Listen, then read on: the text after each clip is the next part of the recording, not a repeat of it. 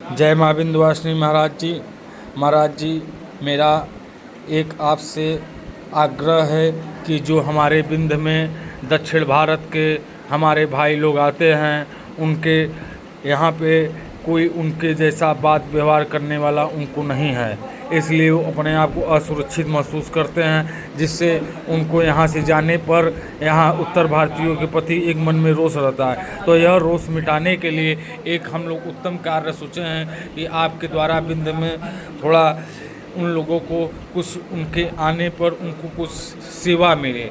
तो आप अपनी सेवा किस प्रकार देना चाहते हैं? 2 शब्द महाराज जी आप बोलने का कष्ट करिए। जय माँ विंध्यवासिनी ಎಲ್ಲ ನಮ್ಮ ದಕ್ಷಿಣ ಭಾರತೀಯ ನಮ್ಮ ವಿಂಧ್ಯವಾಸಿನಿ ಮೇಲೆ ಯಾರ್ಯಾರ ಶ್ರದ್ಧೆ ಭಕ್ತಾದಿಗಳಿಗೆ ಇದೆ ಅವ್ರಿಗೆ ನಾನು ಕುಶಕುಮಾರ ನಮ್ಮ ಹೆಸರೇ ಇದೆ, ಕುಶಕುಮಾರ ದುವೆ.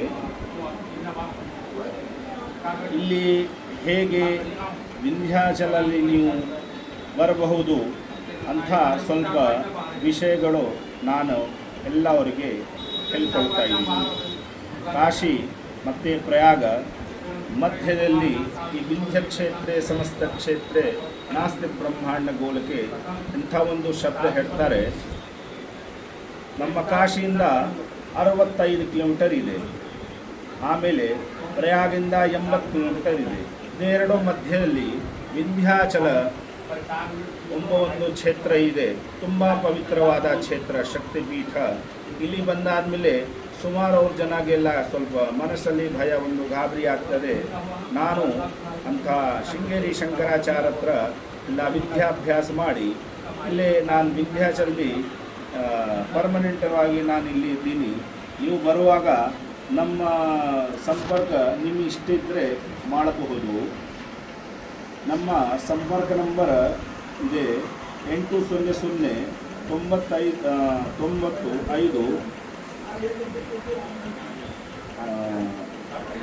310990.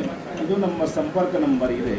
ನೀವೆಲ್ಲ ಇಲ್ಲಿ ಬಂದಾದಮೇಲೆ ಆರಾಮವಾಗಿ ದೇವರ ದರ್ಶನ ಮತ್ತು VIP ವ್ಯವಸ್ಥೆಯೂ ನಿಮಗೆ ಸಿಗಬಹುದು. ಅದು ನಿಮ್ಮ ಇಷ್ಟ. ನೀವು ಸಂಪರ್ಕ ಮಾಡಿದರೆ ಎಲ್ಲ ವ್ಯವಸ್ಥೆ ನಿಮಗೆ ಈ ಕ್ಷೇತ್ರದಲ್ಲಿ ಆಗ್ತದೆ. ಆಮೇಲೆ ಒಂದು ದೇವರೆಲ್ಲ ಶ್ಲೋಕನು ನಾವು ಹೇಳ್ತೀವಿ.